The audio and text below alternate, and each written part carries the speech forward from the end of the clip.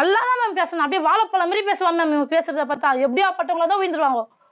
பேசியே கவர் பண்ணுவான் மேம் இவன். எல்லோருக்கும் ஆங்கில புத்தாண்டு நல்வாழ்த்துக்கள். இன்றைக்கி நம்ம வீடியோவில் என்ன பார்க்க போகிறோம்னா, ஃபஸ்ட்டு என்ன பார்க்க போகிறோன்னு சொல்கிறதுக்கு முன்னாடி எதுக்கு இவ்வளோ டிலேன்னு சொல்லிட்டு தான் சொல்லி ஆகணும். இந்த ஃபெஞ்சல் புயல் அப்புறம் சம் பர்சனல் ரீசன்ஸ்னால வந்து ஃப்ரீக்வெண்ட்டாக வீடியோ போட முடியல. Sorry for the inconvenience. And இப்போது நம்ம இந்த வீடியோவில் என்ன பார்க்க போகிறோம்னா, தரையில் செடி வளர்க்குறதுக்கும் மாடி தோட்டத்தில் செடி வளர்க்குறதுக்கும் என்ன பெரிய டிஃப்ரென்ஸ் அப்படின்றதுக்கு ஒரு பெரிய உதாரணமாக தான் இந்த அவரைக்கொடி இருக்குது. இந்த அவரைக்கொடி பாருங்கள், தரையில் வச்சு அதை சணல் கயிறு மூலமாக வந்து மாடி வரைக்கும் ஏற்றி விட்ருக்கோம். இங்கே கீழே வந்து ஆடு மாடு தொல்லை தாங்காது அப்படின்றதுனால வந்து இது மாடிக்கு ஏற்ற வேண்டிய நிலமை. ஸோ அதுவும் வந்து ரோட்டு பக்கத்துலேயே இருக்குது அப்படின்றதுனால நல்லா வந்து வளர்ந்து பூக்க ஆரம்பிச்சிருச்சு. மேலே வாங்க எப்படி இருக்குன்னு பார்க்கலாம். பாருங்கள், நல்லா செம்மையாக இருக்குல்ல. இப்போ தான் வந்து செடி நல்லா மழையெல்லாம் ஒழிஞ்சு தமன்னு வளர ஆரம்பிச்சிருக்கு. பூ மொட்டுமா இப்போ தான் வந்து வர ஆரம்பிச்சிருக்கு. இன்னும் நல்லா படர்ந்து வர ஆரம்பிச்சிருக்கு. நல்லா படர ஆரம்பிச்சிருச்சு அப்படின்றதுனால பூவரச மரத்தோட வந்து கடிகளை வெட்டி எல்லாத்தையும் கடிச்சு விட்டுட்டு வெறும் கடிகளை மட்டும் போட்டிருக்கோம். இன்னும் கொடி படரணுன்ட்டு. பின்பக்கம் வந்து பார்த்திங்கன்னா உங்களுக்கு தெரியும், இது வந்து இந்த மரத்துலேருந்து தான் வந்து கடிகளை நாங்கள் வெட்டி வச்சோம். கீழே தண்ணியாக இருக்குது, இன்னும் தண்ணி வடியாமல் இருக்குது. அதனால தான் வந்து முன்பக்கத்தில் நட்டுருந்தோம். இப்போ ஏற்றி மேலே வரைக்கும் கொண்டு வந்தாச்சு. பாருங்கள், செம்மையாக வளர்ந்துருக்குல்ல. இதுக்கு நாங்கள் உரம் எதுவுமே போடலை. நார்மலாக ஒரே ஒரு கொடி மட்டும்தான். இதோட வேர் ஆக்சுவலி வந்து நம்ம பார்க்குற இடத்துக்கும் இன்னும் அடியில் வந்து ஒரு 4-5 அடி தள்ளி வேறு இடத்துல இருக்குதுன்னு சொல்லிட்டு அம்மா சொன்னாங்க. அது எங்கே இருக்குன்னு ஆக்சுவலி எனக்கு தெரியல. இந்த வீடியோவில் பார்க்குற ஒருத்தர் வந்து இப்போ உயிரோடு இல்லை. அது யாருன்னு நான் லாஸ்ட்டில் சொல்கிறேன். ஓகே, இப்போ நல்லா வந்து செடி வளர்ந்துருக்கு பாருங்கள். கொடியெல்லாம் வந்து படர ஆரம்பிச்சிருக்கு.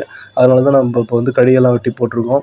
எவ்வளோ நல்லா ஊட்டமாக இருக்குது பார்த்தீங்களா. உரம் போட்டு வளர்ந்தா கூட இப்படி இருக்காது. அதே போல் பூச்சி தாக்குதலும் வந்து இப்போ வரைக்கும் இல்லை, ஆனால் இனிமேல் வரப்போகுது அப்படின்னு சொல்லிட்டு தோணுது. ஏன்னா வந்து செடி நல்லா வளர்ந்து பூ வைக்கும்போது தான் வந்து அவரைக்கொடியில் பூச்சி தாக்குதல்ன்றது நல்லா வரும். பாருங்கள், இலையை பாருங்கள் எவ்வளோ பெருசாக இருக்குன்ட்டு. என்னுடைய கை வந்து கிட்டத்தட்ட வந்து 1/2 அடிக்கு வந்து கூட இருக்கும் உள்ளங்கை. அது ஃபுல்லாக இருக்குதுன்னா கிட்டத்தட்ட நீங்கள் பார்த்துக்கோங்க எவ்வளோ பெருசாக இலை இருக்குது அப்படின்றத. இதை நான் வந்து மாடி தோட்டத்தோட வளர்ந்த செடி கூட வந்து கம்பேர் பண்ணியே நான் உங்களுக்கு காட்டுறேன். பாருங்கள், இப்போது இதுக்கு அப்படியே ஸ்ட்ரெயிட் ஆப்போசிட்டில் தான் சின்னதாக மாடியில் தொட்டியில் வச்ச அவரைக்கொடி இருக்குது. பாருங்கள், இதோட இலைகள் எல்லாம் எவ்வளோ சின்னதாக இருக்குன்ட்டு.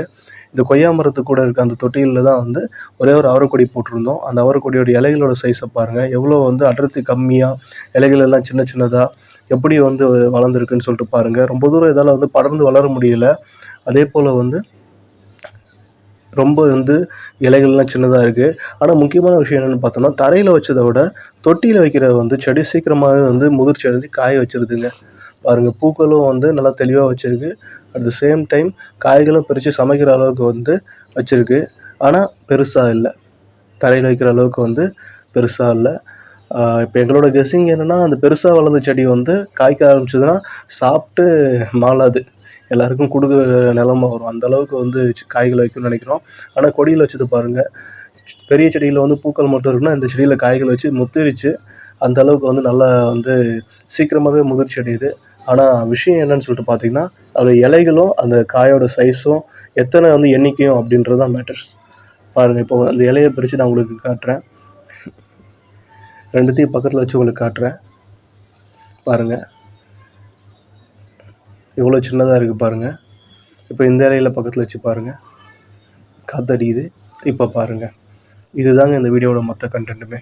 பார்த்தீங்களா ரெண்டுத்துக்கு எவ்வளோ டிஃப்ரென்ஸ் இருக்குன்ட்டு. ஸோ தரையில் வந்து வச்சு வளர்க்க முடியலைன்னா அட்லீஸ்ட் வேறாவது தரையில் இருக்க மாதிரி பார்த்துக்கோங்க. செடி சூப்பராக இருக்கும். பிடிச்சிருந்தா லைக் பண்ணிக்கோங்க, சப்ஸ்கிரைப் பண்ணுங்கள், ஷேர் பண்ணிக்கோங்க. தேங்க்யூ.